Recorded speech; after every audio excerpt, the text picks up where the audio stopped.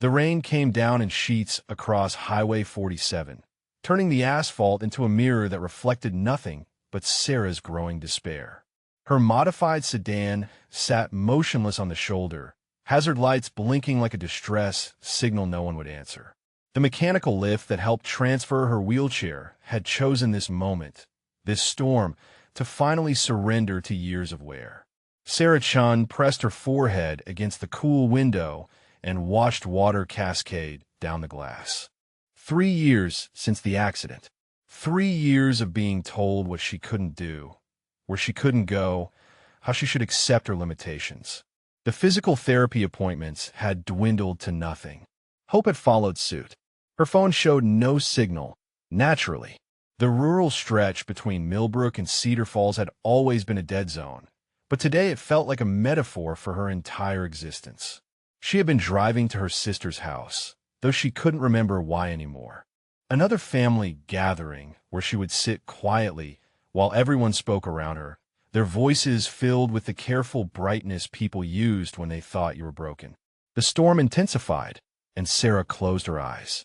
Maybe she would just wait here until it passed. Maybe she would wait here forever. Through the rain, Sarah heard the rumble of an approaching truck. She opened her eyes to see an old red pickup pulling over behind her, its headlights cutting through the gray afternoon. A tall man in a worn denim jacket emerged, hunching his shoulders against the downpour as he jogged toward her window.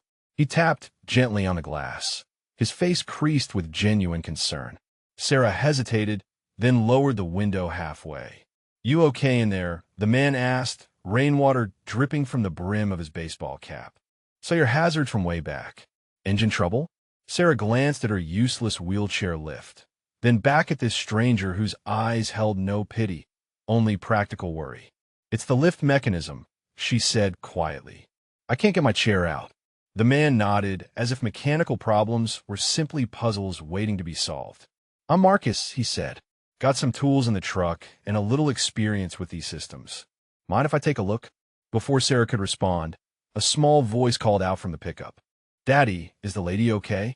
Marcus turned toward his truck where a young girl with pigtails pressed her face against the passenger window. "That's Emma," he said with a soft smile. "We were heading home from her piano lesson when we spotted you." Sarah felt something shift in her chest, a sensation she hadn't experienced in months. It might have been hope. Marcus knelt beside Sarah's car, water pooling around his knees as he examined the lift mechanism with methodical precision.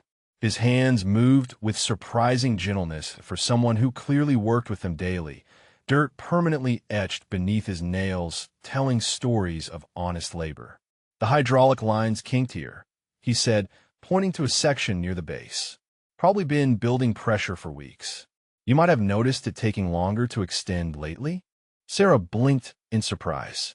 She had noticed that exact thing, but her medical team had dismissed her concerns as overthinking.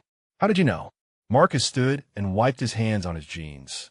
"These systems give warnings before they fail completely. Most folks just don't know what to look for." From the truck, Emma had rolled down her window despite the rain. "Daddy knows how to fix everything," she called out proudly. "He fixed Mrs. Henderson's porch swing and Mr. Rodriguez's irrigation pump last week." Marcus chuckled, his weathered face softening. "Emma thinks I'm some kind of miracle worker. Truth is, I just pay attention to how things are supposed to work." He returned to his examination of the lift, his fingers tracing connections with an expertise that seemed oddly sophisticated for a farmer. Sarah watched him work, noting how he seemed to understand the mechanics intuitively, as if he had encountered far more complex systems than a simple wheelchair lift. Within 20 minutes, Marcus had fashioned a temporary bypass using spare tubing from his truck, his movements efficient and confident. The lift hummed to life, lowering Sarah's wheelchair to the rain-soaked asphalt with smooth precision. "I can't believe you fixed it," Sarah said as Marcus helped secure her chair's brakes. "My insurance company said it would take weeks to get a technician out here." Marcus shrugged, rain still dripping from his jacket. "Sometimes the simple solutions work best. This should get you where you need to go, but you'll want to replace that line soon." Emma had climbed out of the truck and stood under a small umbrella, studying Sarah with the frank curiosity of childhood. "Are you going to be okay now?" she asked. Sarah looked at this 7-year-old girl whose father had just solved a problem that had seemed insurmountable 20 minutes ago. "I think so," she said, and meant it for the first time in months. Marcus gathered his tools, declining Sarah's offer of payment with a wave of his hand.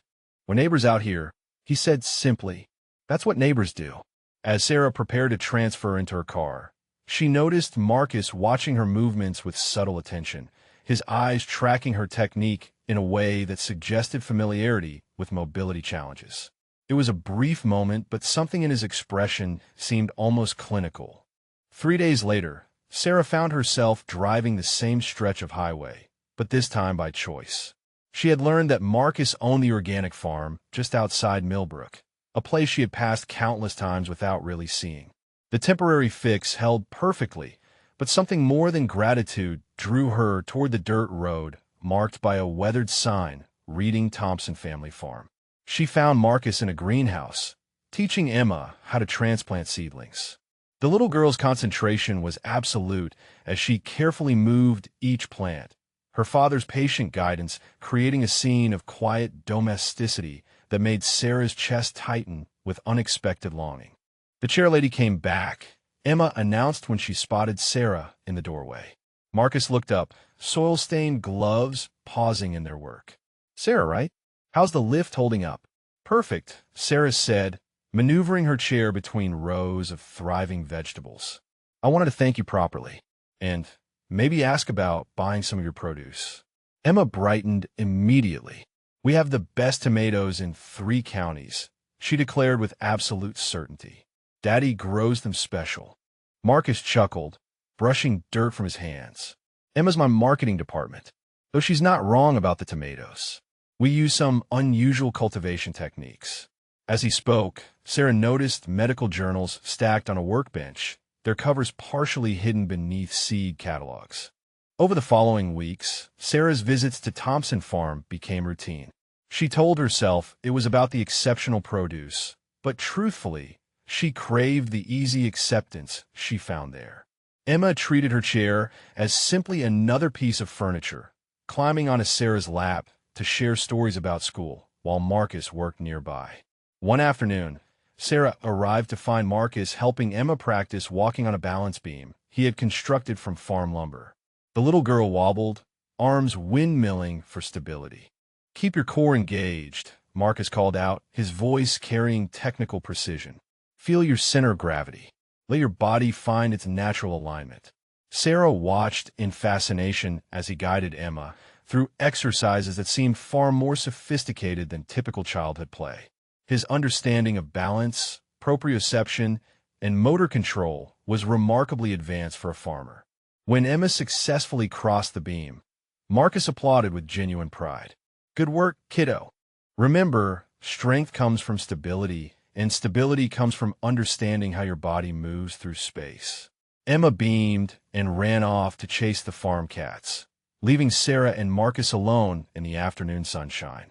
"You seem to know a lot about movement and balance," Sarah observed carefully. Marcus paused, his expression growing distant. "I read a lot," he said simply, but his eyes avoided hers as he spoke. The crisis came on a Tuesday morning when Sarah's routine physical therapy appointment turned into an emergency. Dr. Mitchell's face was grave as he studied her latest scans, his usually optimistic demeanor replaced by clinical concern. "We're seeing significant muscle atrophy in your lower extremities," he said, pointing to shadowy areas on the monitor. "More than we would expect at this stage. I'm afraid we need to discuss some difficult realities about your long-term prognosis."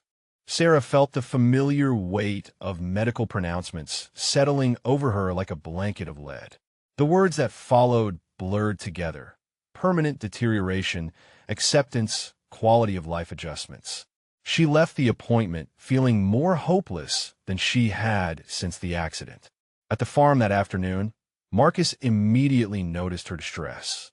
Emma was at school, leaving them alone among the greenhouse rows.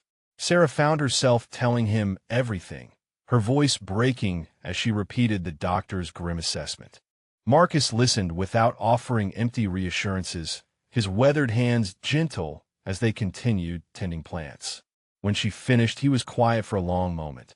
"Sometimes doctors see only what their training shows them," he said finally. "They forget that the human body has remarkable capacity for adaptation when given the right environment and stimulation." Something in his tone made Sarah look up sharply, but Marcus had already turned back to his work. The following week, Sarah experienced spasms that left her in agony, her legs seizing with painful contractions that her medication couldn't touch. She called Marcus in desperation, knowing he would come even though she had no right to burden him with her medical crisis. He arrived within minutes. Emma in tow since school was closed for teacher training. Sarah was curled in her chair, tears streaming down her face as another wave of spasms racked her body. Without hesitation, Marcus knelt beside her chair and began examining her legs with practiced efficiency. His touch was confident and precise as he assessed muscle tension, his fingers finding pressure points that seemed to ease the cramping. "Emma, can you get the heating pad from the kitchen cabinet?" he said calmly. "The blue one on the second shelf."